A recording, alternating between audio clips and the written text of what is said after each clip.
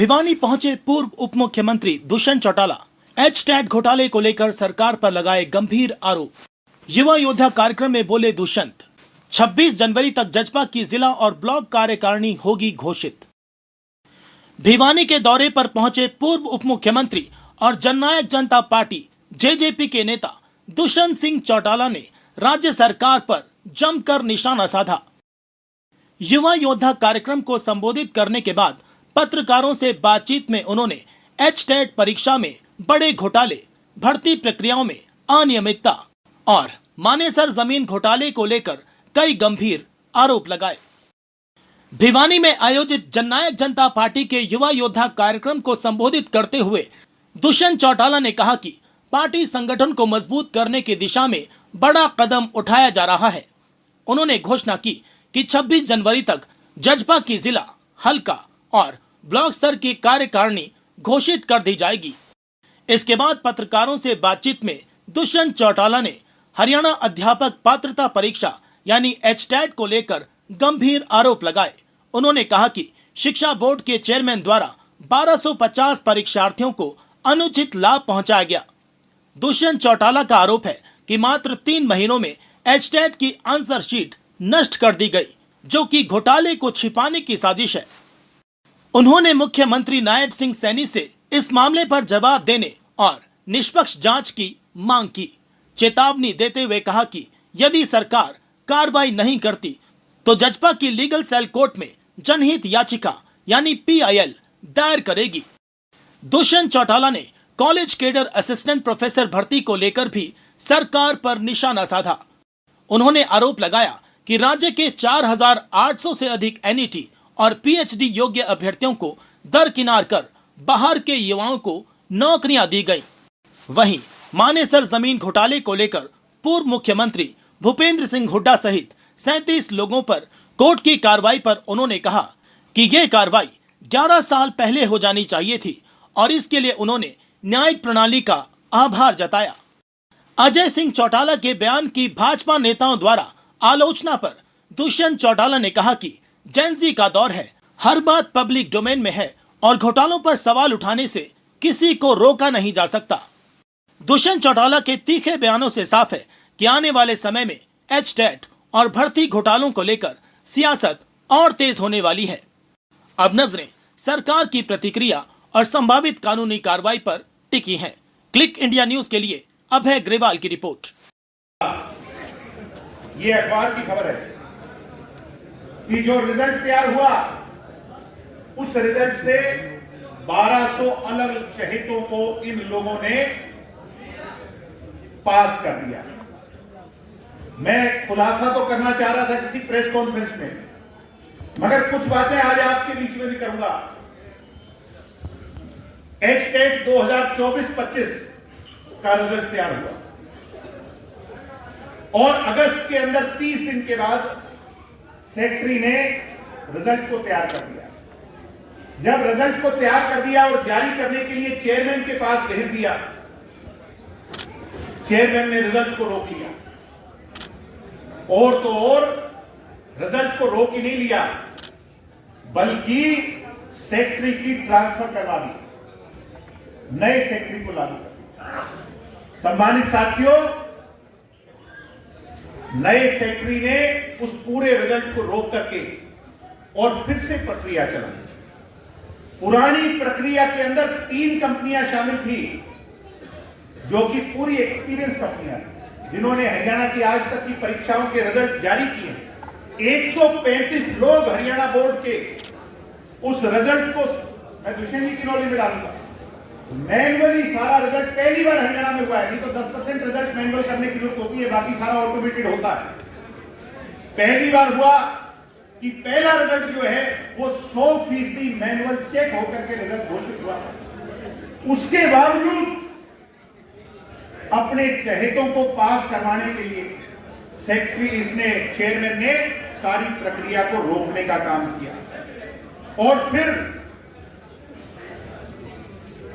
पहला रिजल्ट जो 30 दिन में लागू होना था, जो ये छाती पीट पीट के कहते थे कि हम तो 25 दिन में रिजल्ट लागू कर देंगे, अगला रिजल्ट 100 दिन तक वेट हुआ। जब प्रदेश में हाहाकार मच गया तब पता चला कि चेयरमैन की नीयत में खोट था। आज तक हरियाणा का इतिहास है सर, बेनिफिट ऑफ डाउट नाम की कोई चीज नहीं होती किसी रिजल्ट में, पेपर में कभी सुनी हो आपने? 1200 बच्चों को बेनिफिट ऑफ डाउट दे दिया कि किसी की डॉट कहीं गलत लग गई, किसी का मार्क फेड हो गया। मैं पूछना चाहता हूं, 3 लाख बच्चों ने पेपर दिया, क्या कसूर है बाकी बच्चों का कि सिर्फ 1200 को ही बेनिफिट ऑफ डाउट मिला? अगर बेनिफिट ऑफ डाउट मिलता तो सबको मिलना चाहिए। सम्मानित साथियों, हरियाणा के अंदर टीचर्स भर्ती प्रक्रिया के पहले एचटेट का जो पेपर होता है, ये हरियाणा का इस सरकार का सबसे बड़ा घोटाला है। उस पर मैं कुछ सवाल आज सरकार से पूछना चाहता हूं। पहले अगर परिणाम तैयार किए तो संशोधित करने की नौबत क्यों आई?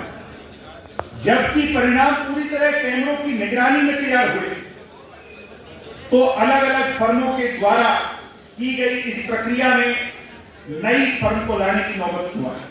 खुद के विधानसभा क्षेत्र से लेकर खुद के जिले के अंदर, पैतृक जिले के अंदर, खुद इनकी सरकार ने माना 100 करोड़ का नकली चावल खरीदा गया, बेचा गया। आज तक एक भी मिल की वेरिफिकेशन नहीं करा। आज खुद उठाकर देखो कि 1 तारीख को नए डीजीपी हरियाणा प्रदेश के सिंगल साहब आए। मुझे खुशी है कि अगले ने पहले अपने प्रेस कॉन्फ्रेंस में कहा कि हम लड़ाई लड़ेंगे, जो विदेश में बैठे हैं वो आतंकवादियों के तौर पर है, जो आतंक मचाने का काम करे। और मैं उम्मीद करता हूं कि प्रदेश की कानून व्यवस्था को सुधारेंगे, मगर एक पीड़ा भी होती है कि उनको अपनी पहली प्रेस कॉन्फ्रेंस में कहना पड़ता है कितने 10,000 के लगभग लोग फरार हैं। इसका मतलब जो पहले थे उन्हें प्रदेश में व्यवस्था ऐसी बनाई जिसने अपराधियों को खुली छूट दे रखी थी कि प्रदेश में अपराध करो और भाग जाओ। हम तो उम्मीद रखते हैं नव वर्ष प्रदेश की कानून व्यवस्था में सुधार लाने का काम करे। वही साथियों, मैं तो उम्मीद करता हूं कि संगठन के तौर पर, जैसे ब्रिज शर्मा जी ने कहा, हमें काम करना पड़ेगा। दिग्विजय सिंह अपनी जिम्मेवारी निभा रहे, मगर उसके साथ साथ युवा साथियों, आप सबको भी जिम्मेवारी निभानी पड़ेगी। भिवाड़ी जिले के प्रत्येक गांव में जाकर जो मुहिम हमने शुरू करी थी,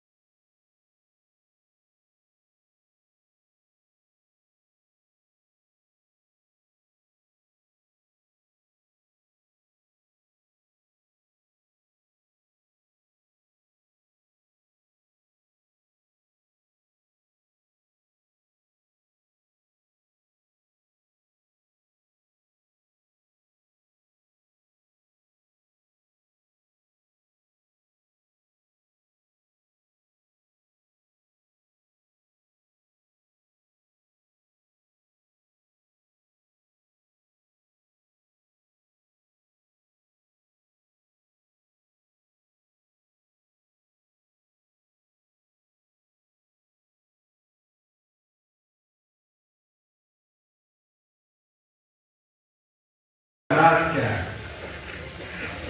नव वर्ष की शुरुआत हुई और इस नव वर्ष के आगमन पर पार्टी का पहला कार्यक्रम छोटी काशी आपकी भिवानी की इस पावन धरा पर हुआ।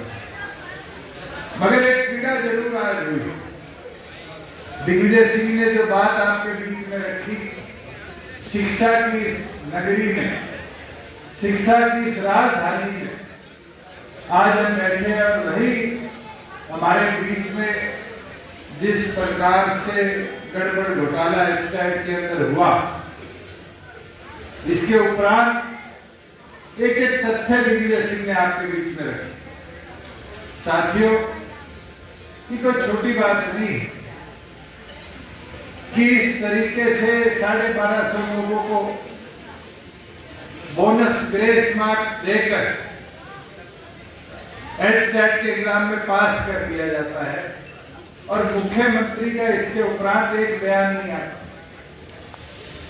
जो लोग कहते हैं खर्ची नहीं पर्ची नहीं, वो लोग बीवी पर्चियों को भी जलाने का फाड़ने का काम करते हैं। ये साफ दिखता है कि इस सरकार के अंदर पिछले एक वर्ष के अंदर शिक्षा की हरियाणा प्रदेश में स्थिति क्या है। दिग्विजय सिंह तो कह रहे थे 3 महीने पेपर रखने पड़ते हैं। सुप्रीम कोर्ट के आदेश है साथियों कि रिजल्ट आउट होने से लेकर 2 साल तक किसी आरटीआई में अगर जवाब मांगना चाहिए, किसी और इंक्वायरी के अंदर कोई आ जाता है तो एग्जामिनेशन सीट हमें संभाल कर रखनी पड़ती है। और मैं तो चाहूंगा कि अगर इस पे मुख्यमंत्री कार्रवाई ना करे, ये अवतार जी हमारे लीगल सेल के अध्यक्ष रहे हुए हैं, लीगल सेल में वीरेंद्र भी है, अब तो प्रधान बन गया, कई वकील साथी यहाँ पर भी। आप लोग बैठकर इस पे एक एक तथ्य पर पूरी जांच करो। हमें अगर पीआईएल के तौर पे पार्टी की तरफ से हाईकोर्ट भी जाना पड़े तो इस लड़ाई को युवाओं के भविष्य के लिए हम क्या काम करें। और मैं तो पत्रकार साथियों से कहूंगा, मुख्यमंत्री के, पूर्व मुख्यमंत्री के, बीजेपी के मंत्री के आगे माइक लगा के तो आप पूछ लेते हो कि डॉक्टर साहब ने कह दिया, डॉक्टर अजय सिंह चौटाला ने कह दिया आंदोलन करना पड़ेगा, और वो कहते हैं ये भाषा, अरे आंदोलन तो करना पड़ेगा नहीं पड़ेगा। जब युवाओं के, हजारों युवाओं के भविष्य के साथ ये भारतीय जनता पार्टी की सरकार खिलवाड़ कर रही है तो क्या हमारी नैतिक जिम्मेवारी नहीं बनती हम लड़ाई लड़े, हम सड़कों पर उतरे। मुझे बताने का काम करो साथियों, बिल्कुल कि केंद्र सरकार को उठा लो। आज 11-11.5 साल हो गए, ग्रुप सी और डी की क्या हालात देश में बना दी।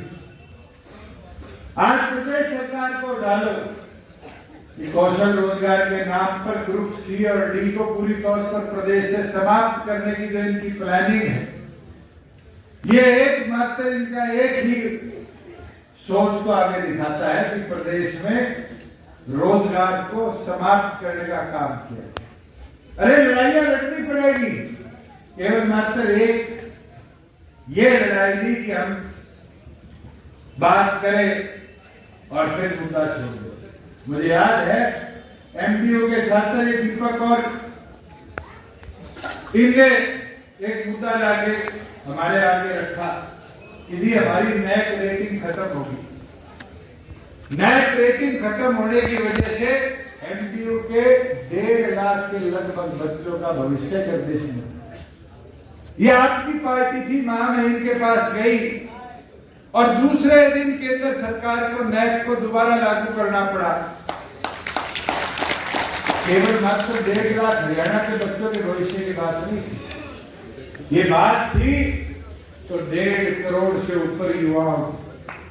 हमने देश के युवाओं की लड़ाई लड़ी, पूरे देश में किसी और पॉलिटिकल पार्टी की तो नहीं लड़ी। और मैं तो चाहूंगा, जहां हम शिक्षा की बात कर रहे हैं, ये भिवानी के अंदर आज खड़े होकर ये हमें संकल्प लेना पड़ेगा कि इस एचटेट की जो खामियां, जो गलतियां, जहां इसके अंदर अगर पैसा लिया गया, उन चीजों को तथ्यों के साथ जनता के बीच में भी लेकर आने का काम करें और पुरानी की नगरी से इस लड़ाई को आगे लेकर चलने का काम करें। की हार्दिक बधाई। सैकड़ों हजारों की संख्या में भिवानी जिले के युवा योद्धाओं ने भाई दुष्यंत सिंह चौटाला जी के सामने सिरों की गिनती की पैमाइश करवाकर अपने नेता का जहां स्वागत किया, वहीं इस कार्यक्रम को कामयाब किया। मैं पूरी युवा टीम को बहुत बहुत बधाई देता हूं, शुभकामनाएं देता हूं। एच स्टेट घोटाला जो है वो प्रदेश की नई सरकार का सबसे बड़ा घोटाला है, प्रदेश की युवा पीढ़ी के साथ सबसे बड़ा खिलवाड़ है। फैक्ट्स के साथ, तथ्यों के साथ हमने बात रखी है। कल प्रेस कॉन्फ्रेंस करेंगे और एक एक तथ्य हरियाणा की मीडिया, जनता, युवाओं के साथ है।